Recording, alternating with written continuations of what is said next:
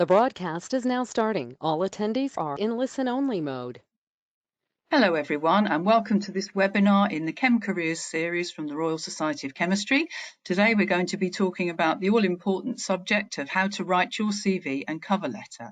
My name's Julie Franklin. I'm one of the Career and Professional Development Advisors here at the RSC, and I'll tell you a little bit more about what we do and how you can get in touch with us if you're a member as the broadcast progresses. So for today then, CVs and cover letters. What we're going to talk about is the obvious. Why do you need a CV? What is it supposed to do? But sometimes that's not such a straightforward question. We're going to look at formats for CVs, the content of a CV, what you should consider putting on there, how to tailor your CV for specific opportunities. Then we're going to be looking at covering letters and statements and how to do those effectively. And then finally, we're going to finish up by looking at the support that's available from the RSC on all aspects of making effective applications. So first of all, what should your CV do? The idea of your CV really is your marketing material. It should market you to people who've not met you, and it presents your achievements and skills to potential employers. Note there that there's nothing said about getting you a job. Your CV will never get you a job. The main purpose of your CV is actually to get you an interview. So keep that in mind all the time while you're writing yours. Now we're going to have a look at what makes a good CV. There is no such thing as the perfect CV. Your CV will need to change depending on what it is what opportunities you're applying for, what stage of your career you're at, and all sorts of other factors that we're going to talk about today. But just to break it down into some categories, there are different CV types, and you will need a different type of CV if you're going for a job in industry than you would if you were going for a position in academia. And we're going to talk a little bit more about both of those types of CVs a bit later. And of course, there are different CV formats. There's the traditional chronological CV that may well work for you at the beginning of your career when everything you've done really is relevant to you getting a job. And then we're going to look at skills-based CVs, which are sometimes a bit more useful for you when you've had more experience and a longer career history, and you're looking for a way to keep your CV tight and concise. The first thing to mention is your science going to be enough? So in other words, should everything that goes on your CV, everything that goes into your covering letter be directly related to the science that you can do? And the answer to that, I'm afraid, is definitely no. It really isn't. This quote was made to me by Mr. Eddie Setuan, who is very high up in a chemical company in Southeast Asia. He actually said to me, qualifications, as far as industry are concerned, are just your ticket in, and how you progress in your career depends on other attitudes and your attitude to work in general. So it's not just about your science. There are other things that you need to think about too. After all, when you qualify, if you're studying at the moment, when you qualify, you will have a good degree, you will have a PhD, but so will lots of other people. And you need to think about what's going to make you stand out to the person who is reading your CV. So first of all, we're going to have a look at what makes a good CV for industry. Now here we're talking about a CV that's a maximum of 2 pages long, and that really doesn't alter all the way through your career. I suppose you could run to a little bit more than that maybe if you're going for a managing director's job many years in the future, but really you're aiming for 2 pages long, and every word really needs to work for you. The idea is it should showcase your achievements with examples and showcase your skills with examples too. And if you can possibly quantify those achievements, put figures on them, if you saved your current company money or improved efficiency by 10%, all of those sorts of things are very good hooks to persuade the reader to read on. It should definitely be tailored to the opportunity, and it should be concise. So in other words, we all know that CV is short for curriculum vitae, which means life story, but really the reader is not going to want your life story. They're going to want to know what it is that you've got that could do something for them. So thinking about how to make your CV concise is really very important. The whole tailoring is absolutely crucial these days. It's really a false economy, if you like, to just have one CV thinking it's going to save you time and then send that out to lots of different jobs which have and with employers that have different requirements. It really is not going to work. Employers can clearly see whether you've taken time to read all the information that they've given you about the job, the advert, the job description.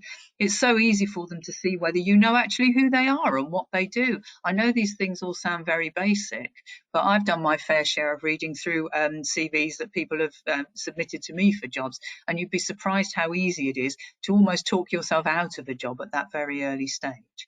So research the employer online, use social media, find out what makes them tick, what's important to them, what are their key products or services, and just make sure that that comes across in your application, that you've done that research.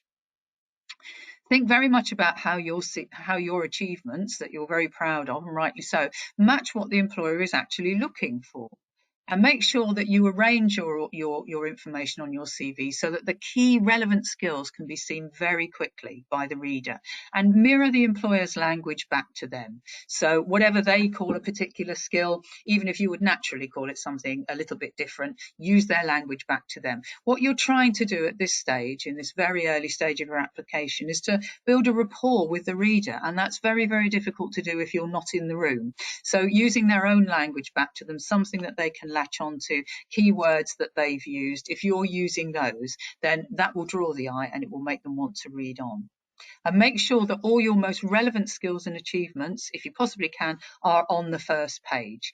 You don't have to organise your CV chronologically if it's not going to work for you. Every single word on that first page has got to work. And why is it worth doing this? Well, really, the recruitment market has always been brutal and continues to be so. You've only got about 15 to 20 seconds to make an initial good impression on the person who is reading your CV. And if they can't see the keywords that they're looking for in that first scan, then they probably won't even read the second page. So make sure that you haven't tucked something really important down at the bottom of page 2 under other interests or something like that, because if they haven't seen it on the first page and they're looking for it, they might never get that far. And also, it's very important to remember that the first person to read your CV may well not be a scientist. So this is why we're saying it's all about your communication skills, how you're going to build a rapport with a reader who may not have the scientific knowledge that you have, but nonetheless you want them to know that you could do that job. So just make it very, very easy for them to find the keywords that they're looking for, and then you won't end up in the shredder at that stage, and that's what we're aiming for now. You just have to remember, I know you will have spent hours doing your CV, but at that stage of the recruitment game, your CV is just one in a whole stack of CVs that person, who may be a recruitment agent or an HR person, has got to get through that day. They could be under pressure too. So just make it really easy for them to find what it is they're looking for. A good way to make your CV concise and tailored is to use short sentences and bullet points. So in other words, don't write in the first person, I did this at university, in my current role, I do this. They haven't got time to read through all those extra words. You will have your covering letter to show that you can write, a good standard of English using good spelling and grammar, but your CV really just needs to highlight the action verbs that describe what you actually did. And make sure that when you're talking about your achievements on your CV, you describe what you did personally and not what your group or your team did. They want to know what your input to that particular achievement was. Here are some examples. You can see if you use bullet points and you use an action verb against the bullet point, you can see how those words stand out. I've put them in italics here just to show what I mean. I mean, you wouldn't do that on a CV, but you can see if you're scan reading the page that you can see on the screen now, the words that stand out to you are organised, researched, led, investigated, coordinated, wrote, presented. These are the things that they really need to know about you. If you write in the first person, when I was at this company, I did that. Usually this verb that describes what you actually did is towards the end of the sentence. That's just the way we tend to write in English, and it might well get missed. So, even though it might seem a bit brutal to you, you can make a much better immediate impact by organising your CV in this way. And don't forget, your transferable skills are so important. I can't stress this enough. I said right at the beginning, your science isn't going to be enough. And the reason for that is that most employers recruit using a competency framework. And competencies, as far as employment and recruitment are concerned, are an equal reflection of your knowledge. So, in other words, what chemistry you know. Obviously, you won't get very far, you won't get anywhere without that. So, you do have to have your qualifications there to show how much you know. The second part of the competency framework is all about your skills. So that's how you put that knowledge into practice. So it might be instrumentation you're familiar with, reactions you're familiar with, how you translate that knowledge into action. Mostly people are quite good at talking about their knowledge and their skills and realizing the importance of having those up front on their CV. But the third part of the competency framework is all about attitudes and behaviors. So it's not only what you do, but it's how you do it. And very often we do see that people tend to ignore those requirements that the employer has quite clearly stated, and they focus very much on their knowledge and their skills and then wonder why they don't get invited for interview. So the kind of transferable skills that employers tend to look for are on the screen now. Most employers will ask for the ability to be able to work in a team. Some will also say that you need to be able to work independently too. Problem solving is very important, communication skills are very important, and time management is very important too. So if they've actually asked for these qualities or these skills in the job advert or said that they're important in the job description, they really want to see evidence that you have those skills. And it's not enough just to say, to put those as bullet points on your CV: team working, problem solving, communication. Anyone can say that. All of these things need to be backed up by examples. So, if you're still studying at the moment, think about how you can use your time to develop these skills now while you study. And even if you are already working but hoping to progress your career to something at a higher level or something different, be aware of what sort of skills employers are going to be looking for those roles, and take some time now to develop them so that when you're ready to apply, you've got everything in the right place. I'm just going to show you what I mean. Here's an example of, it's a real advert, but I've anonymized it. And you can see just how important these transferable skills are to an industrial employer. I've highlighted them in the middle of the screen there, but you will see that they've asked for a degree, that's your knowledge or equivalent qualification. The next thing they're talking about is your transferable skills. A can-do approach, attention to detail. I'm not going to read it all out, but you can see that all of those skills are more important to this employer. They've actually, down the bottom, they've put computer skills and experience of analytical and purification techniques right at the very bottom there. So be under no illusion, even though your knowledge and your skills are important, your transferable skills are just as important if you're going for an industrial role as your technical skills. So don't skate over those. Don't think they'll make any assumptions about you and think, oh, well, yes, I'm sure this person can communicate well. If they've actually asked for that, make sure that you have evidence of it on your CV.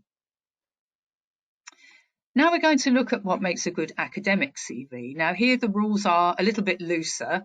Academic CVs tend to be longer than industrial CVs.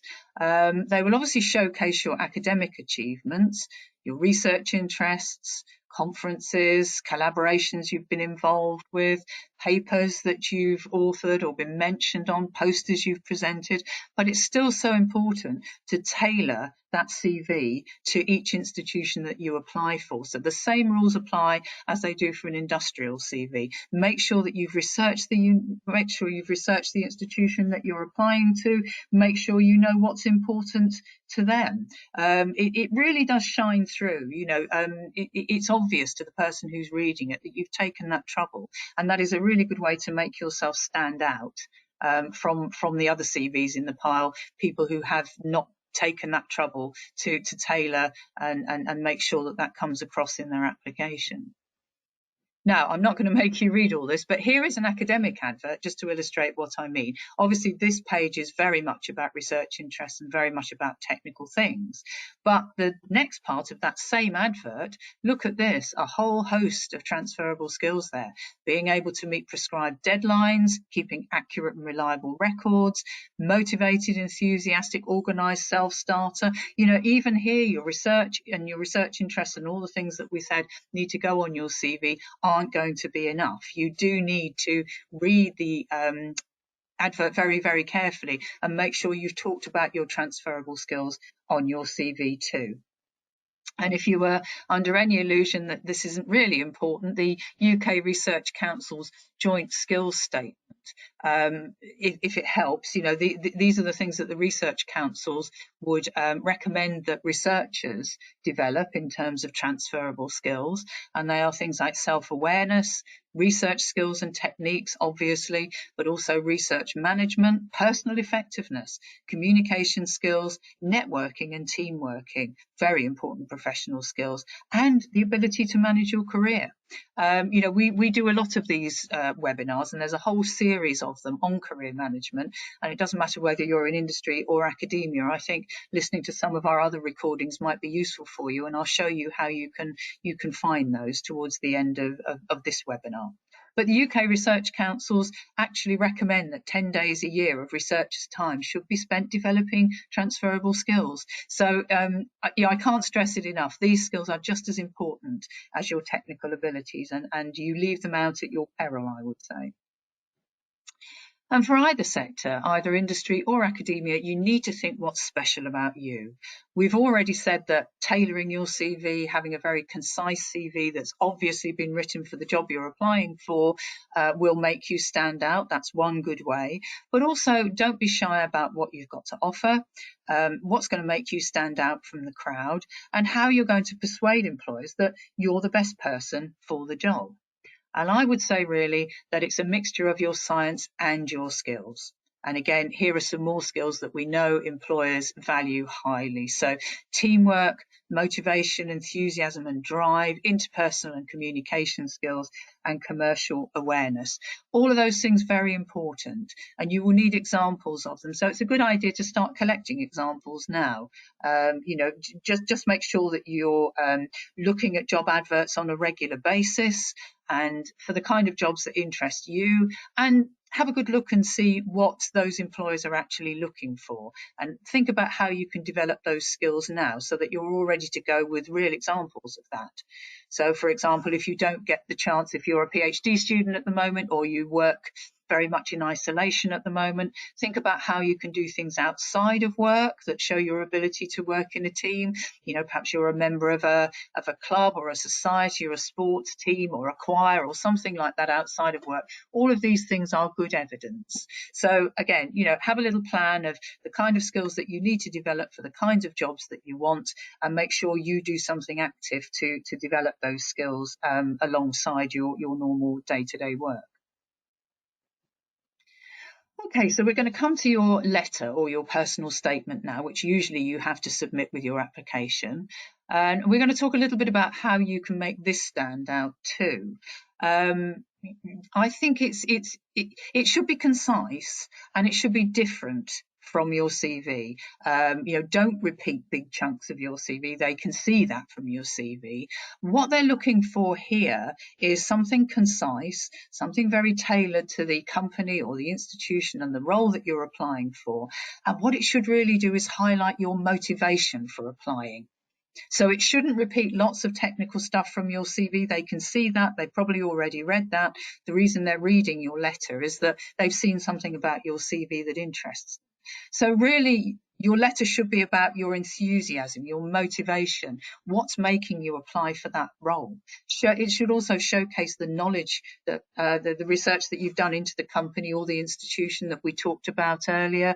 You go the extra mile to show them you understand what they do and you understand what's important important to them. If you're interested in particular companies and institutions, follow them on social media, find out what's important to them. Don't be afraid to put things like that in your letter. It's all stuff that's going to make them sit up and take notice and make you stand out from the crowd. And it should explain clearly to them why you're the right person for the job and what you personally have to offer. And I think we all find this a little bit difficult to talk about ourselves and say why we're good at things. But I think it helps if you think if you have skills which are relevant to that employer and what you're doing is talking about your skills in the context of offering to do something for them, it doesn't seem quite so cringy and difficult as talking about how good you are at things can sometimes be. But, don't hide your light under a bushel. You really do need to let them know why you're the right person for the job and what you've got to offer them. Something that I just an easy thing to maybe help you with the difference between the content of a CV and your covering letter is if you think about it this way: your CV is your what. It's all the factual information. It's what qualifications you've got. It's what experience, what skills, what work you've done, what techniques you're familiar with, all the things that are relevant to them in that way, the facts. And then your covering letter should complement that by being your why. So why that company, why that institution, why that research group, why what they do fascinates you, why you've got something to offer them, why you can make an impact straight away. It's a much more personal thing about you and your reasons and your motivations for applying for that job. So again, you're looking at something, your covering letter about, a page long, a page and a half long. And, don't be afraid to let your enthusiasm shine through, because it will. And that kind of thing really does impress. If it's just dry and it's just chunks of your CV repeated, it's not really going to grab them and you might not be invited for interview. So we do know that this might all seem a bit laborious and you might still be thinking, well, why can't I just have one CV and send it to everybody? We do know that the strike rate, if you do that in terms of achieving interviews, is not great.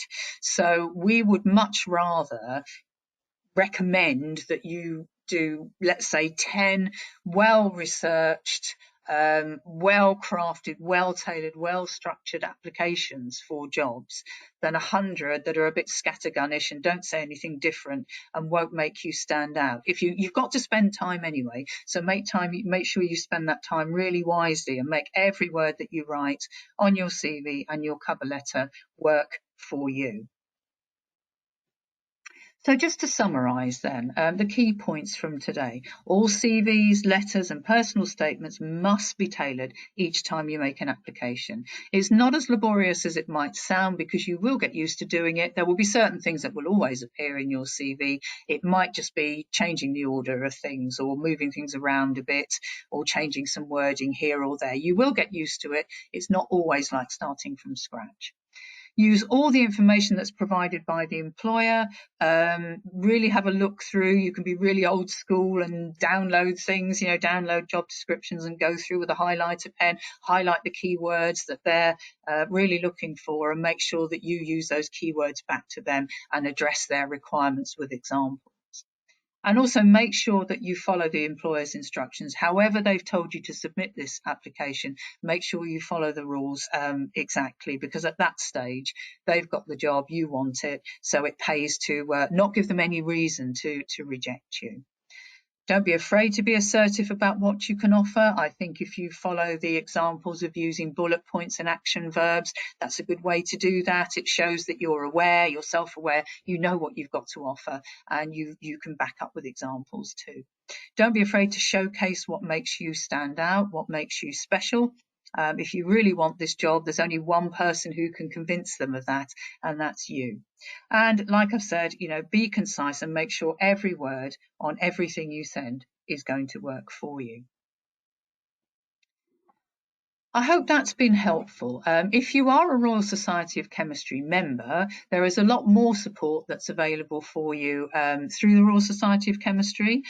You'll see that top web link on the slide now. That's our team's page on the web, and there's a lot of information up there about making effective applications and all sorts of other career-related topics. Now, you don't actually need to be an RSC member to access that page, so even if you're not a member, there is some stuff there that could be helpful for you. And you will also find the link on those pages to the recordings of previous webinars in this ChemCareers series, which might well be helpful for you. There's a variety of topics there, so I would encourage you to have a look. If you are a Royal Society of Chemistry member, the email address for our team is careers@rsc.org, and you're very welcome to drop us an email at any time if you've got a career conundrum or just something you're not sure about. We can also check over mock applications for you. We can check over real applications. So if you are a member, don't be afraid to get in touch. We'd love to hear from you. We also organise career events and career consultations, so you're very welcome to find out more about that and book onto those. We can advise on professional development resources.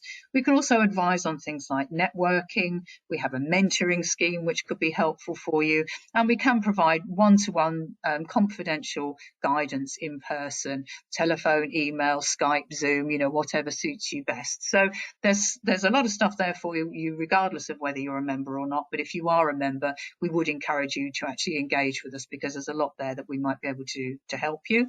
And also I would say that the RSC's website, we've just upgraded the whole members area, so you can create your own profile now from the home page in the members area, and you'll find lots of other content behind that member only wall, which is only available to you if you are actually a member. So I would encourage you to get your worth out of your membership. There's an awful lot there that you may not be aware of. We'd love to hear from you on any careers related subject, so don't be afraid to drop us an email at any time. If you're not a member and you're thinking, well, this might be a good thing to do, this might help me to progress my career, it's very easy to find out more about joining. We have over 50,000 members, so just by joining automatically you're a member of a worldwide network of 54,000 people, which could be very useful for you. We have got lots on career development. There's professional recognition, chartered chemist, things like that you may have heard of and be interested in going for, and lots of connections, ways that you can connect with other chemical scientists across the world, really. So I would encourage you, if you're interested in joining, to go to the link at the bottom of the web page there and find out more. That's everything from me today. I hope that's been helpful for you. There are lots of other topics in this webinar series, so I would encourage you to have a look on our webpage and find those. And as I said, if you are a member, you're very welcome to contact us about this aspect of career management, or any other aspect, in fact, on careers@rsc.org. So I hope that's been helpful for you. I'm going to say goodbye for now.